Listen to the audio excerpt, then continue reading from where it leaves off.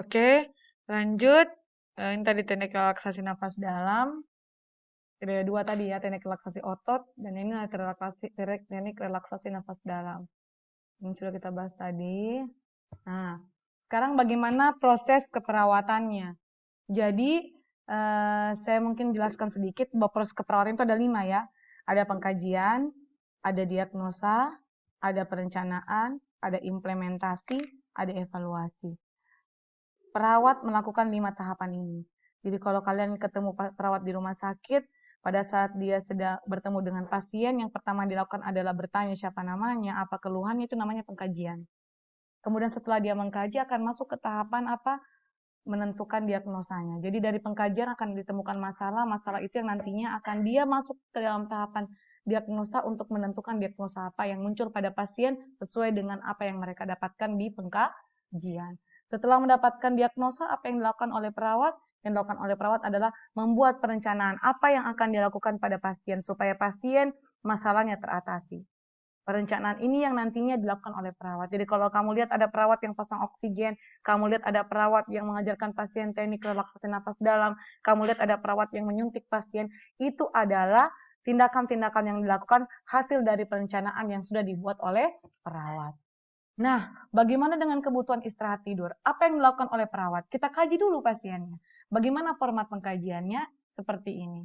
Di dalam tabel ini kita bisa lihat jumlah jam tidur siang sebelum sakit dan setelah sakit. Ini ditanyakan sama pasien. Pak, Bapak, sebelum sakit biasanya tidur siang atau tidak? Tidur siang. Berapa jam kira-kira Bapak tidur siang? Biasanya 1 sampai 1,5 jam. Oke, selama Bapak sakit, apakah tetap tidur siang atau tidak? Tidak tidur siang, suster, karena sakit kepala saya rasakan dari pagi sampai malam. Sehingga tidur siang tidak pernah saya lakukan selama sakit. Jadi kamu tulis, klien mengatakan sebelum sakit, ditulis, klien mengatakan sebelum sakit biasanya tidur siang 1 jam sampai 1,5 jam. Terus setelah sakit diisi di sini lagi.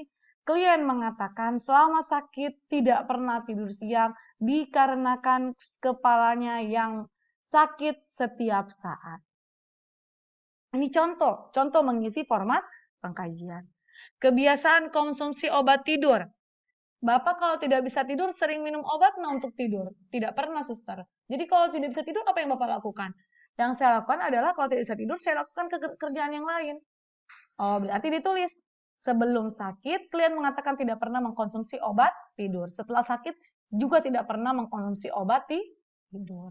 Kegiatan pengantar tidur. Biasanya kalau mau tidur itu, apa Bapak sambil nonton TV, baca buku, baca koran, atau langsung tidur? Terus dia bilang sebelum tidur itu biasanya saya nonton TV dulu. Nah, tulis kegiatan pengantar tidurnya sebelum sakit, biasanya nonton TV dulu sebelum tidur. Setelah sakit bagaimana? Ya karena memang jarang bisa tidur dengan tenang, nyenyak, biasanya tuh dia dengar murotal misalnya. Apa yang dikatakan pasien itu yang ditulis. Jangan menuliskan apa yang tidak dikatakan oleh pasien. Karena kita mengkaji berdasarkan data yang didapatkan dari pasien. Jadi ditulis sesuai dengan apa yang dikatakan oleh pasien. Perasaan waktu bangun tidur. Ini ditanya juga perasaannya. Bagaimana pada saat bangun tidur? Nyaman tidak pada saat bangun tidur? Puas enggak tidurnya? Kan ada orang itu yang bangun, ada juga itu orang yang bangun itu tidak nyaman dia rasa. Nah, itu ada yang seperti itu. Karena dia tidak tidur dengan nyenyak. Nah, ini adalah format pengkajian kebutuhan istirahat tidur. Beginilah model formatnya. Ini juga merupakan lanjutan dari format pengkajian kebutuhan istirahat tidur. Oke? Rasa cukup dari saya, materi dari saya pada hari ini tentang kebutuhan istirahat tidur. Semoga bermanfaat untuk kalian semua karena kebutuhan-kebutuhan ini, kebutuhan dasar manusia yang kalian pelajari di semester ini, tujuan dan manfaatnya itu adalah kedepannya jika kalian mendapatkan mata kuliah keperawatan medikal bedah, mata kuliah keperawatan anak, mata kuliah keperawatan maternitas, dan mata kuliah keperawatan yang lainnya itu kalian sudah tahu bahwa mau mengkaji pasien dengan usia dewasa, usia bayi, usia anak, lansia, tetap kita fokus pada kebutuhan dasarnya. Pada bayi pun juga kebutuhan dasarnya bisa terganggu. Pada anak-anak kebutuhan dasarnya bisa terganggu. Jadi di setiap tingkatan umur, kebutuhan dasar manusianya sama. Sama-sama dia punya kebutuhan istirahat, sama-sama dia punya kebutuhan eliminasi, sama-sama dia punya kebutuhan rasa nyaman. Makanya cuman responnya yang berbeda. Kalau lansia dan dewasa, dia mampu mengeksplorasi perasaannya saat dia mengalami nyeri. Sedangkan pada bayi, tidak bisa mengatakan kalau dia nyeri, hanya dia bisa ungkapkan dengan menangis. Sehingga eh, kebutuhannya sama, kebutuhan yang terganggu sama, tapi responnya yang berbeda. Sehingga sebagai perawat kita harus peka terhadap respon yang diberikan oleh pasien sesuai dengan tingkatan umurnya.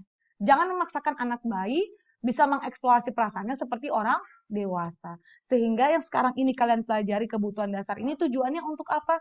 Saat nanti kalian sudah masuk di semester berikutnya, di semester 2 sampai semester 6 nantinya, di mana kalian sudah fokus ke mata kuliah keperawatan, kalian mampu mengkaji pasien-pasien dengan tingkatan umur berdasarkan kebutuhan dasarnya yang terganggu. Salah satunya adalah kebutuhan dasar istirahat, tidur. Oke, saya tunggu komentarnya. Saya tunggu diskusi kalian di kolom komentar. Saya tutup materi saya pada hari ini dengan ucapan alhamdulillahirabbil alamin. Wabillahi taufiq wal hidayah. Assalamualaikum warahmatullahi wabarakatuh.